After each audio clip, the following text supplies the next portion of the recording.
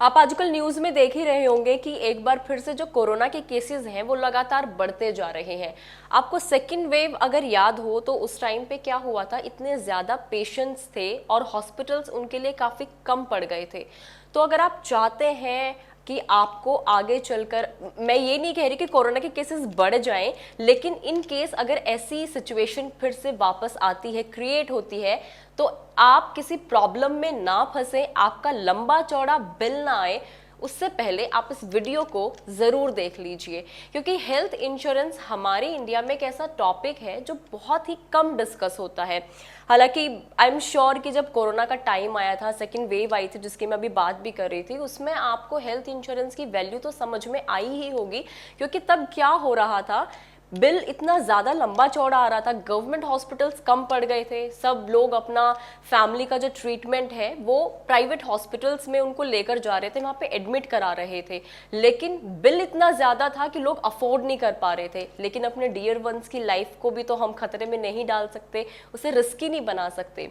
तो ऐसे में जो एक ऑप्शन तो आपके पास यही बचता है कि आपके पास या तो इतना पैसा है, आप इतने रिच हैं कि आप सारा जो इमरजेंसी में आप मनी को मैनेज कर सकते हैं, और दूसरा जो ऑप्शन है वो है हेल्थ इंश्योरेंस। आप यंगस्टर हैं, आपके ऊपर फैमिली की जिम्मेदारियां हैं, आपके माँ बाप हैं, बीवी बच्चे हैं, तो आपको हेल्थ इंश्योरेंस के बारे में डिटेल में पता होना चाहिए।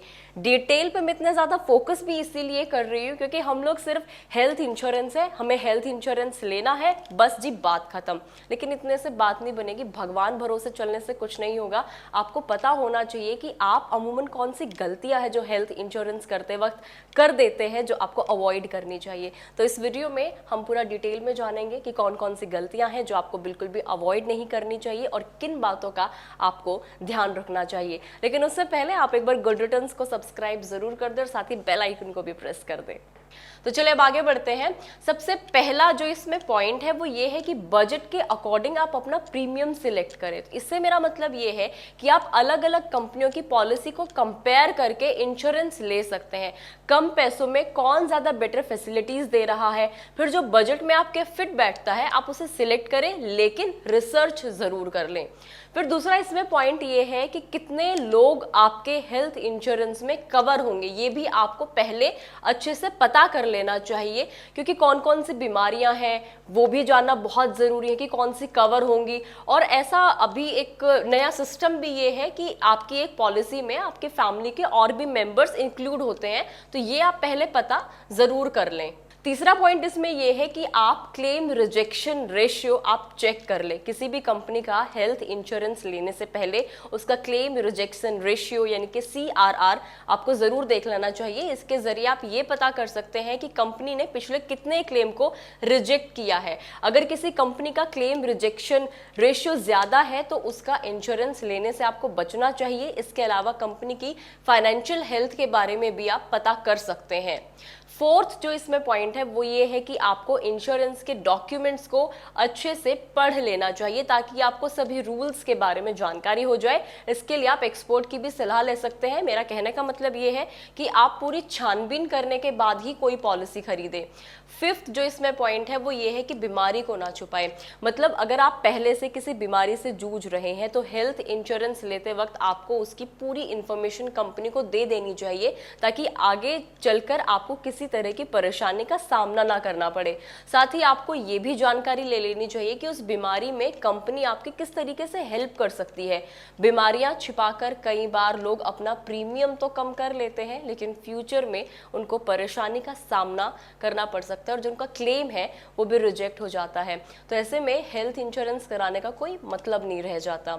अगला जो इसमें पॉइंट है वो है वेटिंग पीरियड। ये बहुत ज्यादा इंपॉर्टेंट है। किसी भी इंश्योरेंस प्लान को खरीदने से पहले आपको वेटिंग पीरियड पर गौर जरूर करना चाहिए।